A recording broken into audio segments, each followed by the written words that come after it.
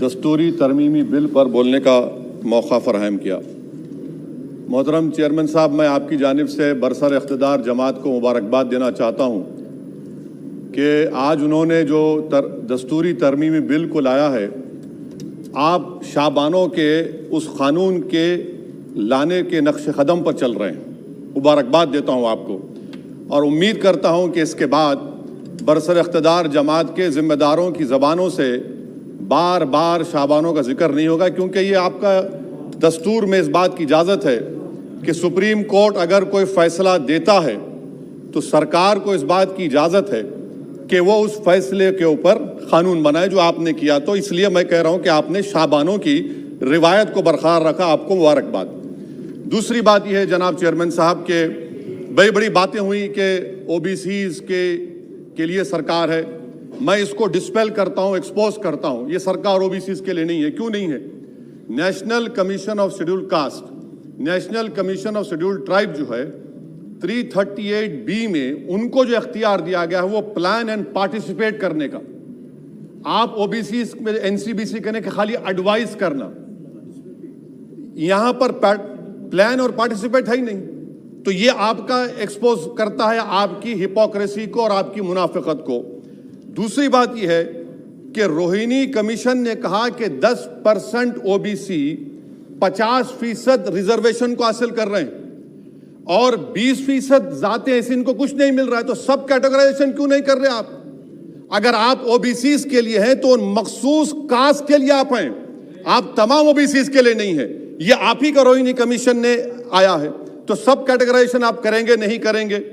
تیسری بات یہ ہے کہ سر یہ کیسا بات ہے کہ اگر ریاست تلنگانہ میں جو مسلمانوں کی بیکورڈ کاسٹ ہیں ان کو ریزرویشن ملتا ہے مگر سینٹرل لسٹ میں اس کا ذکر نہیں ہوتا، تو ایک ایسا قانونی میکانزم بنانے کی ضرورت ہے کہ اگر کسی اسٹیٹ اور ریاست میں وہ یہ طے کرتی ہے کہ یہ ہمارے اسٹیٹ کی OBC ہے تو سینٹرل لسٹ میں اس کو ریفلیکٹ ہونا چاہیے۔ مثال کے طور پر بہار میں سرجا پوری ذات کا ذکر ہی نہیں ہے سینٹرل لسٹ میں، تو اس کا حکومت کرے گی نہیں کرے گی؟ چوتھی بات یہ ہے کہ آپ کیوں ڈر رہے ہیں؟ نریندر مودی کی سرکار کیوں ڈر رہی ہے؟ 50% کو کراس کریے نا، جب پیار کیا تو ڈرنا کیا، توڑ جائیے 50% کو۔ کیوں 50% کو ڈر رہے ہیں آپ؟ جو 50% ہے ان کو 27%، جو 20% ہے ان کو 50%۔ تو آپ کی محبت OBC سے نہیں ہے، آپ کی محبت ان کے ووٹ سے ہے، اور آپ کا دل ان 20% کے لیے دھڑکتا ہے جس کے لیے آپ نے 50% تحفظ ریزرویشن دی ہے۔ یہ آپ کی حقیقت ہے۔ پانچویں بات یہ ہے اسپیکر صاحب کہ ہم حکومت سے مطالبہ کر رہے ہیں کہ پرو ایکٹیولی نریندر مودی کی سرکار 50% سیلنگ کو توڑیے، نکلیے۔ آپ کیوں نہیں کرنا چاہتے؟ کرنے کی ضرورت ہے، ڈیٹا ہے، امپیریکل ایویڈنس ہے بیکورڈنس کا۔ وہ 50%، 27% کیسا دے رہے ہیں؟ غلط ہے۔ چھٹی بات یہ ہے کہ سر یہ ایک سنہرا موقع ہے کہ آپ اس طرح کا قانون بنائیے، 50% لمٹ کو کراس کریے اور OBC سماج سے صحیح معنوں میں انصاف کریے۔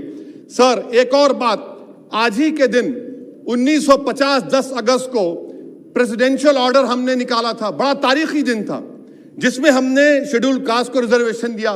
میرا حکومت سے مطالبہ ہے، میں نے کانگریس کی حکومت تھی وہاں بیٹھتا تھا میں، آج یہاں بیٹھ کر بھی تیسری مرتبہ کہہ رہا ہوں کہ 1950 کا پریزیڈنشل آرڈر ریلیجن کی بنیاد پر بنایا گیا جو رائٹ ٹو ایکوالٹی کے خلاف ہے، جو رائٹ ٹو ایکوالٹی کے خلاف ہے۔ ایک سنہرا موقع آپ کے پاس آیا ہے کہ اس کو ریلیجن نیوٹرل کریے۔ جب شیڈول کاسٹ میں ہندو، بودھ اور سکھ آ سکتے ہیں تو دلت مسلمان، دلت کرسچن کیوں نہیں آ سکتے؟ سچر کمیٹی گورنمنٹ کی کمیٹی، اس میں ذکر لکھا ہے۔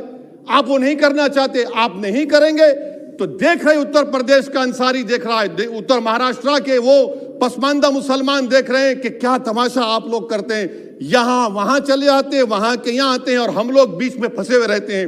سر چھٹی بات یہ ہے، ساتویں بات یہ ہے کہ میں حکومت سے اس بات کا مطالبہ کر رہا ہوں کہ 1950 پریزیڈنشل آرڈر کو ریلیجن نیوٹرل کیا جائے۔ اچھا OBC کی آپ کی سرکار ہے، 89 سیکرٹریز ہیں، کتنی OBC ہے بتائیے؟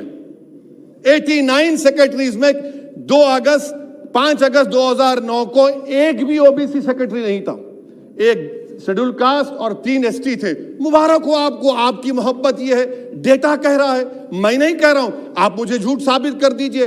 अच्छा, सेंट्रल यूनिवर्सिटी में सर, सेंट्रल यूनिवर्सिटी में 51.6% ओबीसी के पोस्ट वैकेंट हैं। इसीलिए मैंने कहा कि आपको उनके वोट से मोहब्बत है, उनको जमीन से आसमान पर उठाने से आपको कोई मोहब्बत नहीं है, ये हकीकत है सर। और सर, ये यहां पर बैठकर मैंने हमारे कांग्रेस के लीडर की तकरीर को सुना, शिवसेना वाले कह रहे हैं, एनसीपी वाले कह रहे हैं मराठा मराठा। भाई साहब, महमूदुर रहमान कमेटी की रिपोर्ट ने कहा था महाराष्ट्र में कि मुसलमान सोशली एजुकेशनल बैकवर्ड है, जो बॉम्बे की हाई कोर्ट ने उसको अपहेल्ड किया, और आप सिर्फ मराठाओं की बात करते हैं, मुसलमानों की बात क्यों नहीं करेंगे? वो 50 कास्ट जो मुसलमानों की बैकवर्ड है महाराष्ट्र में, वो देख रही है आपके इस तमाशे को और आपको एक्सपोज करके रहेगी।